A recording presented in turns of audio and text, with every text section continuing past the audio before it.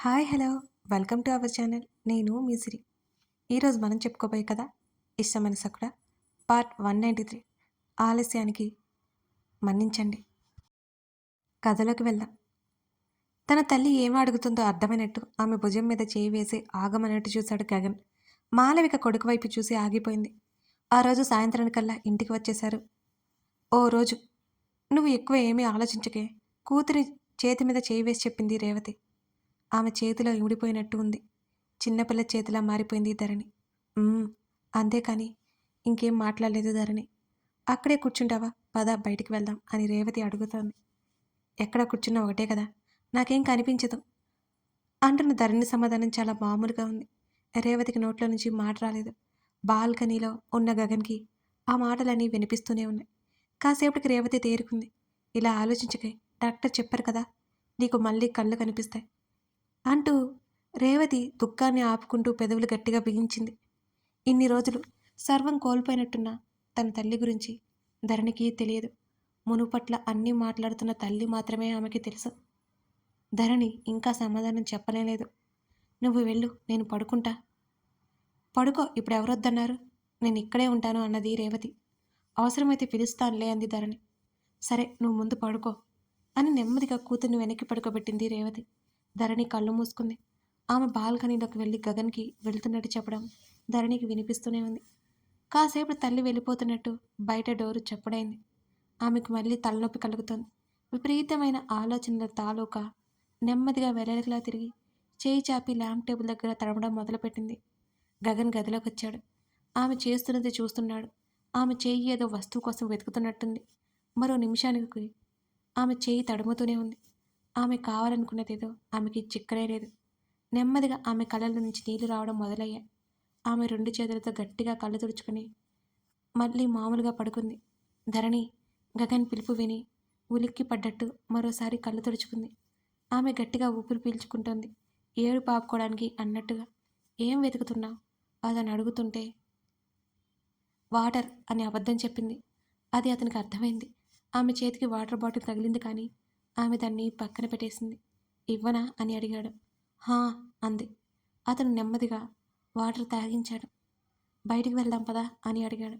ఇప్పుడు నేను పడుకుంటాను. ఆమె వెళ్ళడం ఇష్టం లేదన్నట్టు మాట్లాడింది. ఇప్పుడు పడుకునే నిద్ర టైం కాదు కదా. నెమ్మదిగా ఆమె భుజాలు పట్టుకుని లేవదీశాడు. దాదాపు 10 రోజులకి ఆమెకు ఆహారం లేక ఆమె శరీరం ఇంకా నీరసంగానే ఉంది. నడవలేకపోతుంది. అడుగు కింద పెట్టాలన్నా పాదాలు వణికిపోతున్నాయి. నెమ్మదిగా ఆమెను లేపి కూర్చోబెట్టాడు. నేనిప్పుడు రాను. ఆమె గొంతు వణుకుతూ మాట్లాడుతోంది. బయటికి కాదు, బాల్కనీలోకి అంటూ అతను ఆమెను నెమ్మదిగా తీసుకెళ్లి అక్కడే కూర్చోబెట్టాడు. సాయంత్రం మెల్లిమెల్లిగా గాలి వీస్తున్నట్లు ఎటువంటి శబ్దం లేదు. అచ్చు ఆమెలాగా. అతను పక్కనే కూర్చున్నాడు. ఆమె ఎక్కువసేపు కూర్చోలేదని తన భుజానికి ఆనించుకుని కూర్చోబెట్టుకున్నట్టున్నాడు. ఇద్దరి మధ్య నిశ్శబ్దం నిలబడి చూస్తున్నట్లుగా ఉంది. అతనేమి అడగదలుచుకోలేదు. ఆమె క్షేమంగా ఉంది, అది చాలు. ఆమె తన కళ్ళ ముందు తిరుగుతుంటే ఇంకేమీ అక్కర్లేదన్నట్టున్నాడు గగన్. బావా ధరణి పిలవడంతో అతను ఆమె వైపు చూపు తిప్పాడు. ఆమె 2 చేతులు ఒకదానితో ఒకటి మెలిపడి ఆమె కంగారు పడుతున్నట్టు చూపిస్తున్నాయి. ఆమె ఒక చేత్తో ధరణి 2 చేతులను పట్టి, నువ్వు టెన్షన్ అవ్వకు, నీకు సర్జరీ జరిగింది, అర్థమవుతుందా, ప్రతిదానికి కంగారు పడకు అని అతను ఊరుకోమన్నట్టు ఆమె చేతులను నొక్కి వదిలాడు. మాట్లాడాలి అంది ధరణి. చెప్పు, నాకు ఏవేవో గుర్తుకొస్తున్నాయి. ఏమి గుర్తుకొస్తున్నాయి అని అడుగుతూ ఆమె వైపే చూశాడు.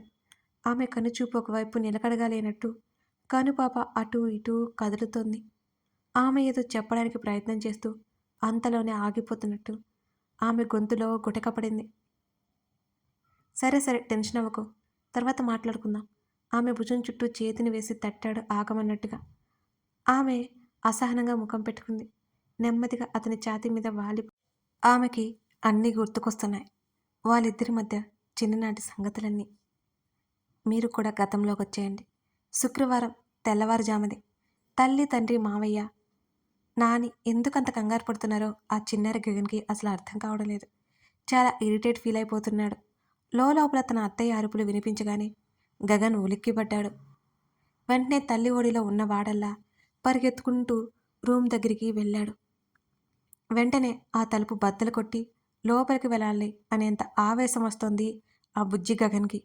తన అత్తయ్య ఎందుకు ఏడుస్తుందో పాపం అర్థం కాలేదు. వెంటనే దూసుకుపోతున్న గగన్‌ని ప్రతాప్ టక్కున పట్టుకున్నాడు. "ఎక్కడికిరా?" అని ప్రతాప్ అడిగాడు. "అత్త ఏస్తుంది మామయ్య" అని చాలా సీరియస్‌గా చెప్పాడు నత్తిగా. "అయితే నువ్వేం చేస్తావ్?" అని అడిగాడు ప్రతాప్. "ఫైట్ చేస్తాను" అని పిడికిలి బిగించి చెప్పాడు గగన్. వెంటనే గగన్‌ని తీసుకొచ్చి ప్రకాష్ తల్లి పక్కన కూర్చోబెట్టాడు. "నాని, అత్త ఏస్తుంది. ఫైట్ చేసి తీసుకొస్తా" అని గగన్ చెప్తుంటే ఆవిడ నవ్వింది. "అత్తకిప్పుడు బేబీ పుడుతుంది. చాలా చిన్న బేబీ. అత్త పొట్టలో ఉంది. బయటకు వస్తుంటే అత్తకు నొప్పొస్తుంది. అక్కడ అత్తనెవరూ కొట్టలేదు" అని అన్నది గగన్ నానమ్మ. ఏదో అర్థమైనట్టు ఆలోచిస్తూ "చిన్న బేబీ" అంటూ చిట్టి చేతులతో చూపించాడు బుజ్జి గగన్. "అవును. నీకు పాప కావాలా లేక బాబు కావాలా?" అని ఆవిడ అడుగుతుంటే తేడా తెలియకపోయినా సరే పిలకలేసుకొని గౌన్లు వేసుకుని తిరిగే చిన్న పాపలు గుర్తుకొచ్చారు బుజ్జి గగన్‌కి. "పాప" అన్నాడు. అందరూ గగన్ మాటలకి నవ్వుకున్నారు. "అయితే నీకు పాప కావాలా?" "యెస్" అని ముఖాన్ని కోపంగా పెట్టుకున్నాడు గగన్. "ఎందుకు నీకు కోపమొస్తుంది?" అని ఆవిడ అడిగింది. "అత్త ఏస్తుంది" అని మళ్ళీ చెప్పాడు. అత్త అంటే ఎంత ప్రేమో అని మనవడిని ముద్దు చేసి కూతురికి సుఖప్రసవం కావాలని దేవుణ్ణి కోరుకోసాగింది వర్ధనమ్మ. "వెళ్ళి భయపడొద్దని మీ మామకి చెప్పు" నానమ్మ చెప్పిన మరుక్షణం కిందకి దూకి పరిగెత్తాడు.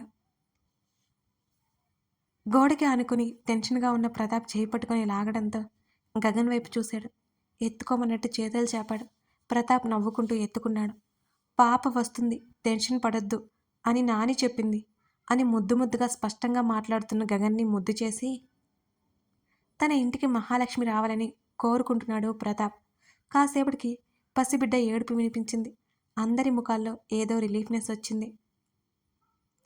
రూమ్ అంతా షిఫ్ట్ చేసిన తర్వాత అందరూ లోపలికెళ్లారు.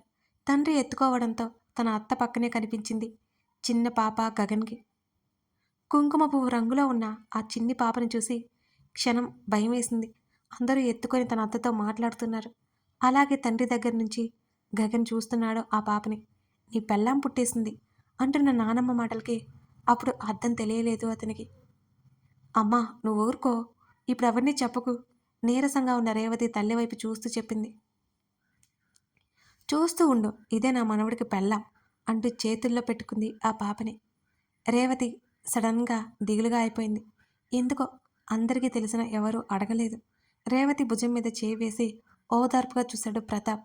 "కన్నా దా" నానమ్మ పిలుస్తుంటే అడ్డంగా తలాడించి ముఖాన్ని సీరియస్‌గా పెట్టుకున్నాడు మన చిన్నారి గగన్. నెల రోజుల్లో బారసాల ఫంక్షన్ పెట్టుకున్నారు. ఒళ్ళు కాస్త చేసి ముద్దుగా ఉన్న పాపని చూస్తున్నాడు. తల్లి చేతుల్లో కదలకుండా పడుకుని ఉంది బుద్ధిగా.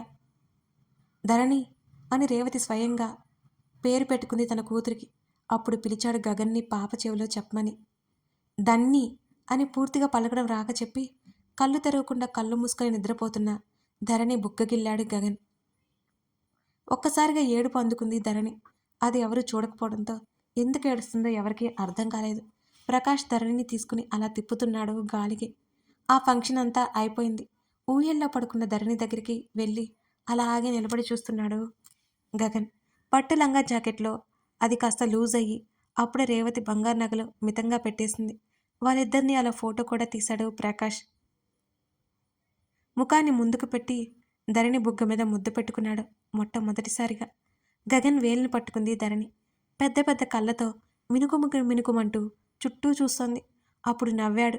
ముక్కు మూతి చిట్టి చిట్టి వేలతో లాగడమే సరిపోయింది గగన్కి. "గగన్, దానికి నొప్పొస్తే ఏడుస్తుంది" అని మాలవిక చెప్తోంది. పట్టించుకోలేదప్పుడు తల్లి మాటలు. పాల బుగ్గలను నెమ్మదిగా లాగడం మొదలుపెట్టాడు. అప్పుడు పెద్ద పెద్ద కళ్ళతో దిక్కులు చూస్తున్న ఆ పాప భలే నచ్చింది గగన్కి.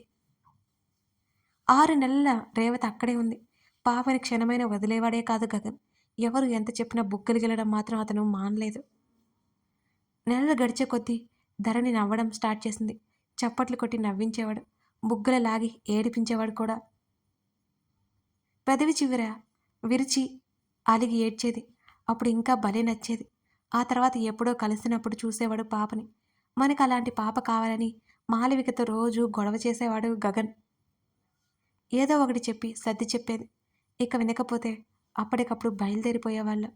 వయసు పెరిగే కొద్దీ గగన్ అలవాట్లు, లక్షణాలు చాలా వరకు మారిపోయాయి. ఎప్పుడైనా వెళ్ళేది ధరణి. బుగ్గలు లాగేవాడని దగ్గరికి వెళ్ళేది కాదు. నానమ్మ ఒడిలో బుద్ధిగా కూర్చునేది. అసలు ఏడ్చేదే కాదు. బావా బావా అంటూ తల్లి చెప్పిన మాటలు గుర్తొచ్చి గగన్ వెంట పడేది ధరణి. ఫ్రెండ్స్‌తో ఆడుకోవడానికి వెళ్ళి పక్కనే కూర్చోబెట్టుకునేవాడు ధరణిని. ఎవరైనా ధరణిని ముట్టుకున్నా మొహం పగలగొట్టేవాడు ఆ వయసులోనే. కంప్లైంట్లు కూడా వచ్చాయి మాలవికకి. కొడుకు మీద ఉన్న ఇష్టంతో పెద్దగా పట్టించుకునేది కాదు. అలా చేయొద్దని మాత్రం అప్పుడప్పుడు మందలించేది మాలవిక. బావా ఆక్కుందామా? 5 ఏళ్ల ధరణి 10 ఏళ్ల అతని చేతిని పట్టుకుని అడగడం అతను ఎప్పటికీ మర్చిపోలేదు.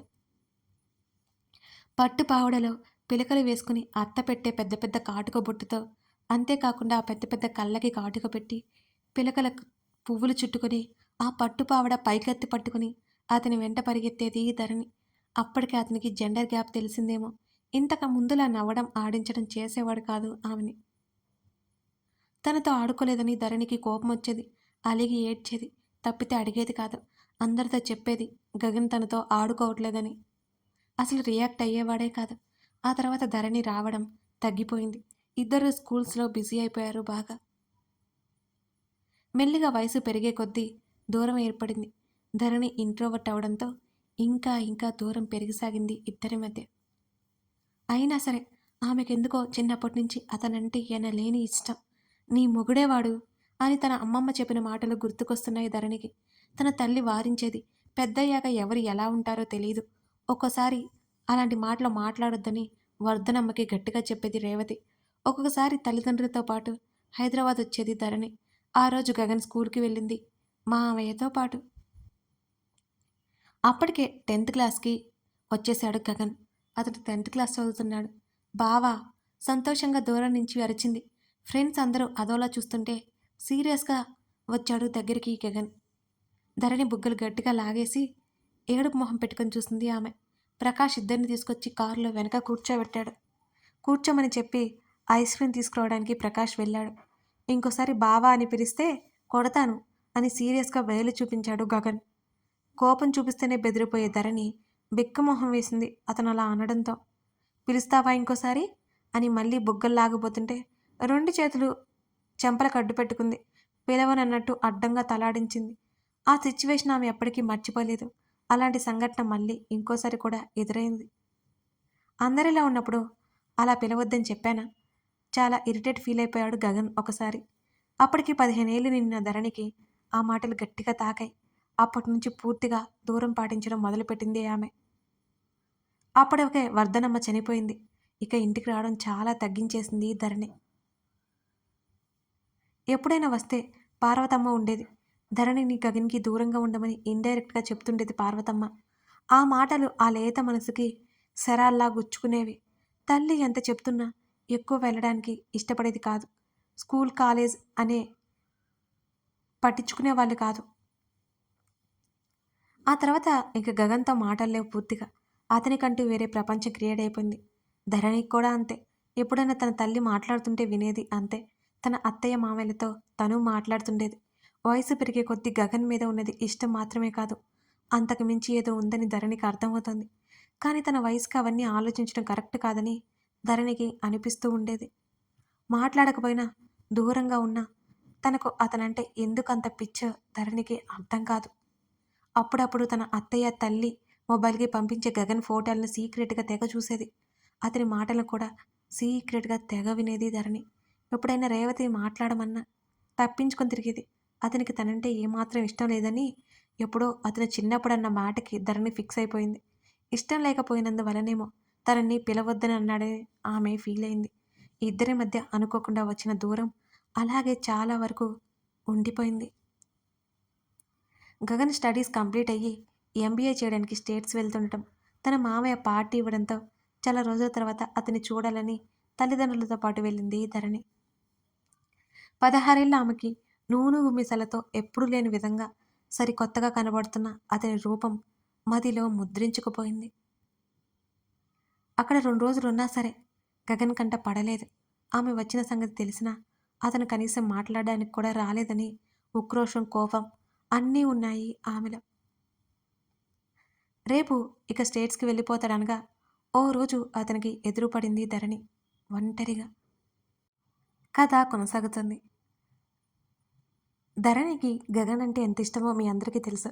అలాగే గగన్‌కి ధరణి మీద ప్రేమ ఎలా ఉంటుందో నెక్స్ట్ ఎపిసోడ్‌లో మీకు తెలుస్తుంది. మిస్ అవ్వకుండా చూడండి. లైక్ చేసి కామెంట్ చేయడం మర్చిపోకండి friends. Thank you for watching this video. మీ లైక్స్, మీ కామెంట్స్‌ని బట్టి నేను నెక్స్ట్ ఎపిసోడ్ చాలా ఎర్లీగా ఇస్తాను.